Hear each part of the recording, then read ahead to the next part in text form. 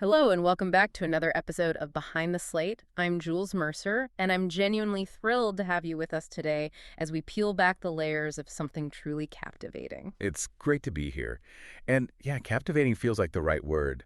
Looking at these early materials, it seems like we're in for a really deep exploration today. We really are, because today we're embarking on a deep dive into something genuinely intriguing, the Ripper series. Now, this is currently in active development over at Playtime Studio, Right. and specifically, we're going to pull apart the incredible layer of detail embedded in its early scripts. We're talking names, subtle nods, Easter eggs, how they build this narrative world that feels both chillingly familiar and somehow refreshingly new. Exactly. It's like a masterclass in weaving a modern story with these really potent historical echoes. We've got a unique glimpse into how they're crafting it. Yeah, it's pretty exciting stuff. So our mission for this deep dive, essentially, is to forensically examine how this series takes a profoundly well-known, infamous, really historical narrative, something almost everyone knows at least a little about, Jack the Ripper. and cleverly reweaves it. We need to unpack the character choices, the specific plot points, and those blink and you miss it details that really get under your skin. It's not just what happens, right? It's the why. Precisely. Why these names? Why these specific details? How do they connect to the original lore, but also forge this completely new modern path? That's what we're digging into. I'm already buzzing because honestly, the core premise alone is fascinating. We're talking about a modern-day reimagining of the Jack the Ripper murders, Right. but with a significant twist, a really game-changing twist that just grabs you immediately. It does. It's not just a retelling. It forces you to look at this familiar story through a completely new lens. Yeah, it sets the stage for something that feels both respectful, in a dark way to the source, but also bold and unsettling. Asks big questions. Absolutely. Questions about perception, identity, all of it. So let's jump right in. Section 1. The modern Ripper premise, characters, and that first echo. Okay. The core premise, as we mentioned, is this gender-flipped Ripper. The series is still in the works at Playtime Studio, set very much today. But that central idea, flipping the gender of the historical Ripper, that just immediately sends expectations soaring, doesn't it? It really does. It's much more than just a gimmick, Yeah. Storytelling-wise, flipping the gender immediately messes with audience expectations on a fundamental level. How so? Exactly. Well, historically, the Ripper case is so often framed around like male dominance, anonymity in the big city, the vulnerability of women. Like a Victorian context. Exactly. So you introduce a female killer and suddenly you have to explore entirely new psychological territory. What are her motives? How does she even operate without fitting that classic profile? So it becomes a commentary, almost. Forces us to confront biases about who we expect a monster to be. Precisely. Could a female killer hide more easily? Maybe within roles we associate with care or nurturing. It opens up these really insidious possibilities. And makes you wonder if the historical focus on a male Ripper might have blinded people back then, too. It absolutely allows for that kind of exploration. How society's structures, even today, might enable or conceal a female perpetrator. How our own assumptions could blind investigators. It's a total reevaluation of the myth. And it must change everything for the investigators in the story. Completely. They're facing a pattern they think they understand, but now they have to relearn everything. Which brings us to the main characters. Right. Detective Fred Aberlin and his wife Jane Aberlin. Fred's described as sharp but restrained. Sounds like a classic detective type, maybe a bit weary. Carries the weight of the job. And Jane, his wife, is calm, collected, and notably the notes say she works in scrubs, a medical professional. Yeah. And even in those brief descriptions, you start to feel the potential collision of their worlds, right? And Fred's name. This is where the script's meticulous detail really starts to pop. Fred Aberlin. Okay. What's the significance? Well, anyone familiar with a historical Jack the Ripper case will likely recognize the name Frederick Aberline. Ah, he was one of the original detectives. Exactly. Inspector Frederick Aberline, one of the lead investigators on the Whitechapel murders back in 1888.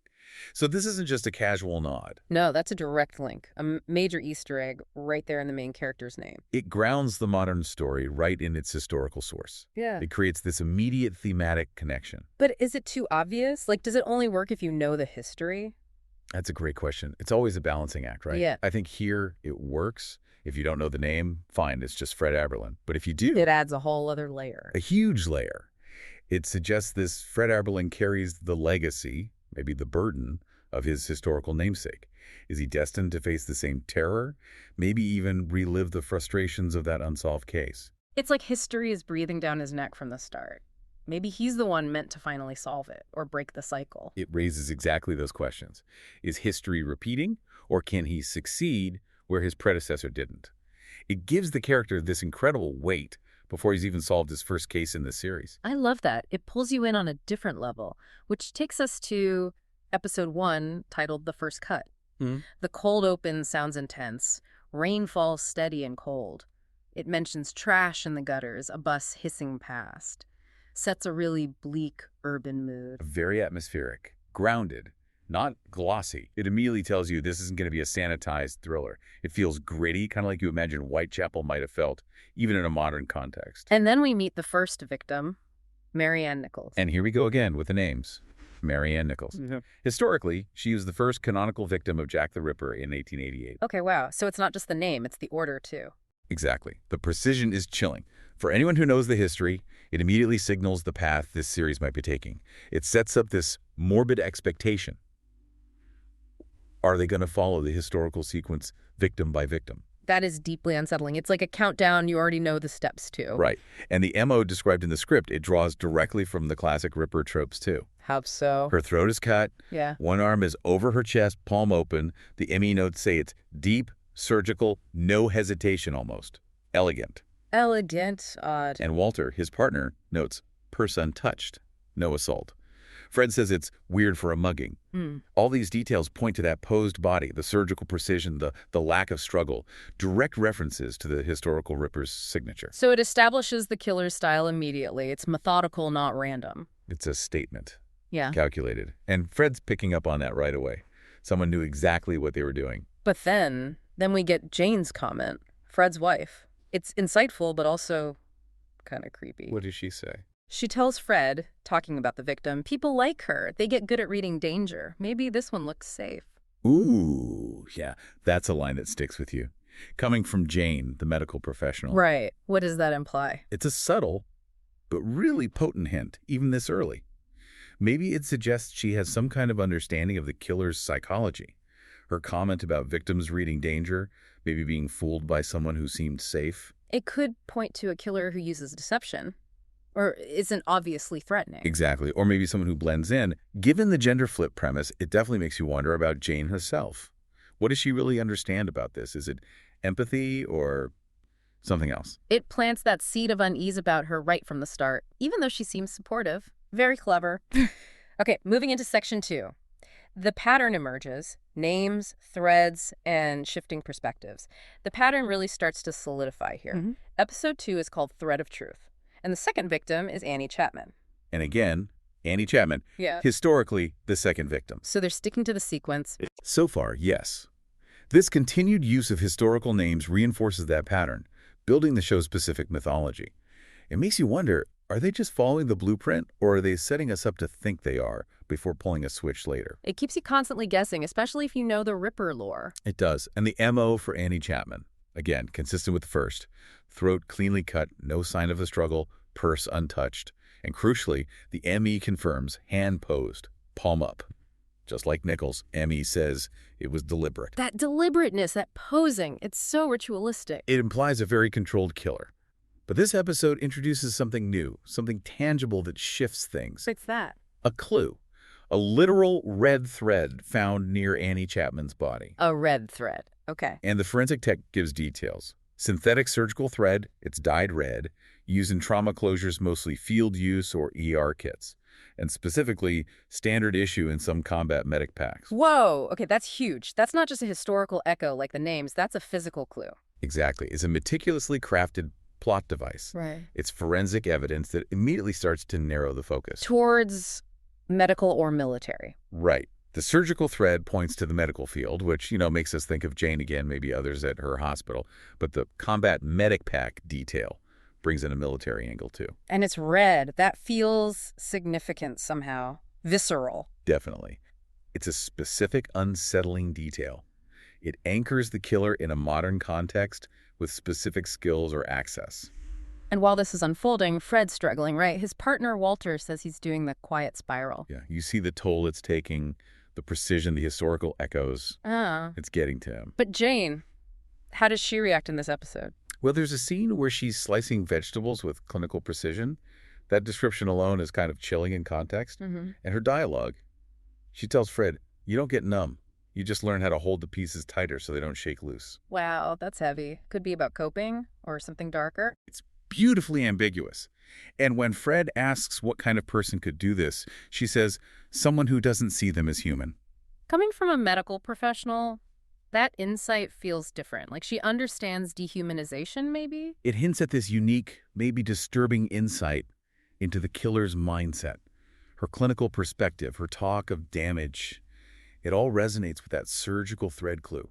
Keep wondering how deep her understanding goes. It keeps pulling suspicion towards her, subtly, and then the investigation gets its first real suspect. Yeah, Troy Bellamy, Okay, tell me about him. ex-military. Yeah. Described as real possessive towards Annie Chapman. Yeah. And crucially, forensics finds similar suture thread, a scalpel, a bloody rag in his place. He fits the combat medic angle from the thread, has the background, the rage. So he looks like the guy, fits the evidence. He looks perfect, which is often a sign in these kinds of stories, right? He's almost certainly a red herring. Ah, the classic misdirect. Exactly. His background fits the thread. He has motive, means. Mm-hmm. For the audience, especially those not steeped in Ripper history where lots of people were wrongly accused, he seems like the obvious answer. So his quick arrest is meant to make you think it's solved. Probably. He gives a false sense of closure before presumably the killings continue. It forces you, the viewer, and Fred to look deeper. It plays with expectations, especially knowing the real Ripper case was full of false leads. Very clever. Keeps you off balance. Okay, section 3. A break, a witness, and the shadow in the glass. Episode 3, same title. This sounds like where things really shift. Big time. We get the third attempted murder. The victim is Elizabeth Stride. Elizabeth Stride, another historical name. Yes, the third historical victim. But here's the massive twist. She survives. She survives. The script describes a wet, clumsy cut, blood sprays. A figure hesitates, a car drives past, the figure runs, and Elizabeth gasps. Still alive. Wow. Okay, that completely breaks the historical pattern they set up. Completely. It shatters that expectation. So, is the show now going off script from history? Did the killer just mess up, make a huge mistake? And the MO is different too, clumsy. Totally different. Rushed, sloppy, not the precise, elegant work from before. It suggests an interruption, maybe a loss of control. The killer isn't infallible. That changes everything, makes him seem human almost, Well, vulnerable. it does. And we see Jane again, this time in the ER where Stride is taken. Her scrub top is faintly stained with blood. Oh, wow. Placing her right there. Mm-hmm. And she has this quiet comment to Fred. She's lucky, missed the carotid by half an inch. Again, that clinical precision. It's impressive, but also, yeah, unsettling given everything else. What about forensics from this scene? They find a partial print, could be a love imprint, vinyl or nitrile, and significantly, trace amounts of saline and iodine near the entry wound. Saline and iodine, like medical prep. Yeah, That's what the text suggests. It ties directly back to that medical surgical theme. And of course, to Jane's world, the connection is becoming much harder to ignore. Okay. And Elizabeth, the survivor, does she give a description? It's vague but crucial. She mentioned something about glass. Glass, what does that mean? Exactly. Could be literal broken glass, a weapon, maybe even that Nico's last shop mentioned it in passing in episode 1. Or is it metaphorical? Metaphorical, how? Well, her description of the attacker. Huh. Hood, gloved hands, and eyes. Like mirrors. No emotion, just watching. Eyes like mirrors, reflecting nothing back. That's one interpretation. Seeing through the victim, not at them. Completely dehumanizing. It echoes Jane's earlier comment about the killer not seeing victims as human. That glass clue is brilliant because it could be so many things. Keeps you guessing. And this is where we meet another key character. Yes, Madison Vega, another nurse at the hospital. Okay, what's she like? She's got a sharp pixie cut, black compression gloves, described as having a sardonic personality. She's seen charting notes in a small spiral-bound notebook. Very composed. Black compression gloves, Yeah. like the possible glove print. Potentially. It's a visual hint. And her dialogue. She asked Jane about Elizabeth, wonder what she'll say. But later, she makes this really dark joke. What does she say? Something like, If I ever saw cuts like that in my rotation, I'd at least appreciate the symmetry. Appreciate the symmetry. Okay, that's deeply disturbing, especially given the precision of the first two murders. Right. It makes her immediately suspicious, particularly with the gender flip premise in play. Her dark humor, the gloves, her medical knowledge. It all fits. And how does Jane react to her? The script notes, Jane observes Madison with a blank expression, which again is ambiguous, is suspicion, disinterest, something else. And we also see Jane later making almost ritualistic movements in Stride's empty hospital bed and talking to another nurse about staying late unnecessarily. Ritualistic movements, what does that mean? It just keeps adding layers to Jane's character, making her more and more enigmatic. Exactly. These quiet actions hint at this deep, maybe unhealthy connection she feels to the victims or the case. It builds her personal mythology alongside the killers. It really feels like the show is pointing fingers subtly towards the healers, twisting that idea of care into something terrifying. Before we get to the next episode, which sounds like a big one, let's pause for a quick word from our sponsor. Today's deep dive is brought to you by No One Can Hear the War, a poetry collection that really connects with some of the themes we're exploring, those internal struggles, hidden pain, the quiet battles people fight. No One Can Hear the War is described as a raw, emotionally charged collection for anyone who's ever, smiled through pain, overthought a simple text message, or felt invisible even when they're in a crowded room.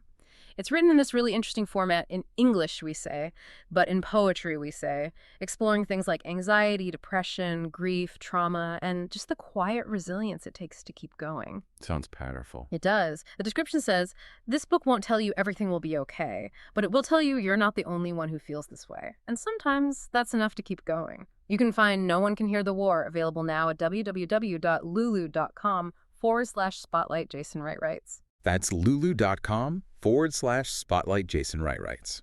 Right. It sounds like a really profound collection, definitely relevant to looking deeper into those silent battles, much like the characters we're dissecting today. Check it out. Okay, let's get back into it. Section 4, The Correction, The Evolution and Unsettling Truths. Episode 4 is titled The Correction.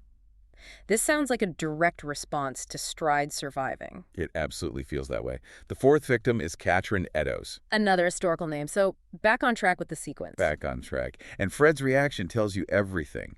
This one's worse. He says there are clean cuts, opened up, like someone making a point. Making a point? How? He adds, his voice tight, she was disemboweled carefully. Organ placement looks surgical. Oh my God. Okay, so this is a correction. After the sloppy attempt on Stride, the killer is reasserting control. Perfection. That's exactly how it reads. It supports Fred's theory later on. The MO escalates dramatically. It's not just about killing anymore. It's about dissection, precision, almost showing off their skill. Going far beyond the earlier throat cuts. Increasing confidence, mastery. Maybe even pride. That's the implication. A calculated, gruesome message. I'm still in control. Don't underestimate me. And Fred's really struggling with this, right? Walter says he's unraveling, or maybe just catching up. Yeah, the emotional toll is immense. But Jane, again, her commentary is just so layered. What did she say this time? She suggests maybe this person thinks they're fixing something. Then adds, I understand damage. And then the really chilling part, they're learning. That should scare you. And finally, this is evolving. Evolving, wow. Delivered calmly, I assume. That's the vibe. Her clinical detachment combined with this almost intimate understanding of the killer's psychology, it keeps making her seem complicit, or at least unnervingly insightful. Her saying they're learning sounds almost admiring, in a twisted way. It's deeply disturbing. It suggests she's engaging with the killer's progression on an intellectual level. Again, planting that doubt without any direct accusation. Masterful writing. And then there's a new forensic lead. A big one. Huge. They find a different fiber on Eddowes. Not the military-grade thread from before, but a hospital-grade surgical fiber. Hospital grade. Okay, that definitively shifts things. Massively. It moves the focus away from the military angle, away from Troy Bellamy, and points squarely towards a civilian medical context. Hospitals, clinics. Jane's world. Madison's world. Exactly. It's a critical turning point in the investigation, forcing Fred to reevaluate everything and bringing the female medical professionals much closer to the center of suspicion. And Jane does something else suspicious in this episode. Something quiet. Yeah, there's a scene where she's in the hospital chapel, and she drops something inside. A folded note. A folded note into what? A donation box? Seems like it. It's quiet, private but loaded with implication. What's in the note? A confession, a prayer, a message, we don't know. Just adds to her enigma, these ritualistic actions. The bed smoothing, now the note. It builds her mythology, keeps you guessing about her connection to everything, so much conveyed without dialogue. And this leads Fred to a breakthrough. Yes. He puts together stride deviation, Edo's correction. He circles the word control on his board. He figures out the psychology. He does. You realize you started clean, then went sharper, but you don't need to kill fast unless something goes wrong. Right. And the most terrifying insight, Which is? You're proud. He understands it's not just rage or compulsion, it's pride, control, maybe even artistry in the killer's mind. And there's evidence for that pride. Yes. He notices something in the Edo's crime scene photos. A faint crease in the corner of the mouth, like it was posed in a partial smile. Oh, that is horrifying. A signature of satisfaction. It humanizes the killer in the worst possible way. They're not just a monster, they're a thinking, feeling person who takes pride in this. It connects back to Jane's unsettling comments about fixing something or evolving. And just when Fred has this realization, The killer escalates again. A red envelope arrives at Major Crimes, addressed specifically, and Edamin, Detective Fred Aberlin. oh, direct contact. Classic serial killer move. Asserting control, taunting the investigator, making it personal. The killer isn't just leaving clues anymore. They're actively engaging, throwing down the gauntlet directly to Fred. It elevates the whole thing to a direct psychological battle, hunter and hunted, and reinforces that Aberlin legacy connection. Exactly. The game just got a lot more dangerous and a lot more personal. Okay, brings us to Section 5, the edge of public scrutiny and lingering suspicions. Episode 5, the edge of it. And a new victim, Lauren Tate. Lauren Tate, and notice the name. Right, it's not a historical Ripper victim name. Correct. This is a major departure from the pattern they established and then corrected. So what does that mean? Has the killer abandoned the historical script? Made their point with Edo's? Could be. Or maybe it signals a new phase, victims chosen for different reasons, now maybe visibility. This killing is extremely public. How public? Lauren Tate apparently live-streamed her own death. The feed went down just after midnight. Live streamed. Oh my God, that is beyond bold. Demanding an audience in the most horrific way. It takes the terror to a whole new level into the digital age. But the MO was different again, too. How so? Not precise like Edo's. No, the notes say, this one, she fought. Scratch on the wrist, bruise on the jaw. It's messy. Messy again, like Stride. Similar in that it lacks the cold precision of Nichols, Chapman, or Edo's. So, again, the question is the killer losing control due to the public nature of the fight? Or was the messiness part of the spectacle? Or was there another interruption? So many possibilities. And the live stream, did it show anything useful? One crucial, though frustratingly vague detail. A reflection vague outline of a figure. Could be female, but too distorted. Could be female, so it keeps that central gender flip possibility right in front of us. Absolutely. It's a tantalizing clue that fuels the suspicion around Jane, Madison, or any other potential female suspect without confirming anything. Just enough to keep you wondering. And how do the investigators interpret the messiness this time? They're divided. Fred thinks they broke the pattern, suggesting the killer is losing control. Dr. Hoffman posits, or someone interrupted it again. So internal breakdown versus external factor, still no clear answer. That ambiguity is killer. It really is. It keeps the audience completely hooked, constantly reevaluating, is the killer panicking? Yeah. Making a statement? Or was there someone else involved? And amid all this public horror, we check back in with Jane and Madison. We do, and they both continue to be unsettling. Jane is seen slicing fruit, meticulous. But the script notes, her knuckles are red. Red knuckles, why? From the fruit or something else? A struggle, stress. Exactly. It's a potent visual detail. And her comments to Fred are pointed, almost sharp. When he talks about the victim, she asks, and what did she say? Fred says she's dead, and Jane replies, so then you're still chasing shadows. Ouch, that sounds almost accusatory. Dismissive. It does. And Madison, her reaction to this messy public murder. Let me guess. Something inappropriate. Flippant, at least. She says something like, I'm in no mood to be impressed by shallow knife work. Shallow knife work. Again, with the critique, it's like she's judging the killer's technique. It further highlights her disturbing personality and that weirdly specific knowledge or appreciation of anatomical violence. Both she and Jane just keep weaving themselves deeper into the web of suspicion with every interaction. The red knuckles, the dismissive comments, the critique of the artistry, Mhm. it forces you to keep looking at them, wondering who is hiding what.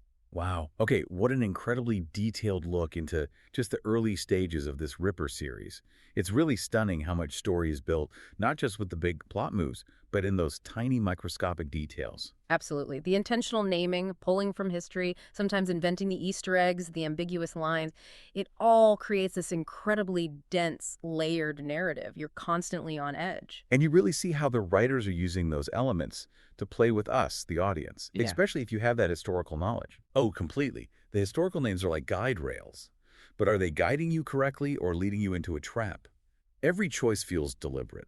The type of wound, the specific thread, it all builds meaning and foreshadows twist, especially with that gender flip shaking everything up. It just makes you appreciate the sheer craft involved. Taking something so iconic, so known, and making it feel completely new and immediate, yet still connected to its roots. It reminds me actually of watching, mention a show briefly, e.g. Westworld, and noticing those tiny musical cues or background details that hinted at much bigger reveals later on. Those little aha moments are so satisfying when you catch them. Exactly, it rewards that close attention. It shows that in great storytelling, nothing is accidental.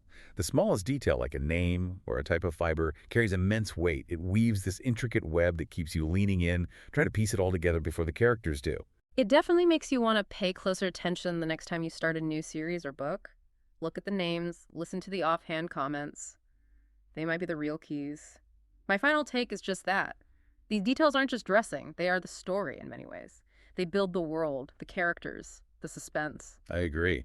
And for my final take, thinking about this series, particularly the gender flip in the modern setting, it makes me wonder, in our current world where we're constantly reevaluating history and power structures, how much do these kinds of narrative choices, taking a known story and twisting it, actually force us to confront our own biases, our own assumptions about who can be dangerous, who holds power, what evil really looks like today? That's a really powerful thought. Does reimagining the monster on screen make us re examine the monsters or potential monsters in our own world? Maybe. Yeah. It certainly pushes us to look beyond the surface, both in the story and maybe in life too. A perfect place to leave it. Thank you so much for joining us for this deep dive into the Ripper series and the art of storytelling through detail. We really hope you enjoyed it and that you'll join us next time for another journey into the fascinating world of knowledge here on Behind the Slate.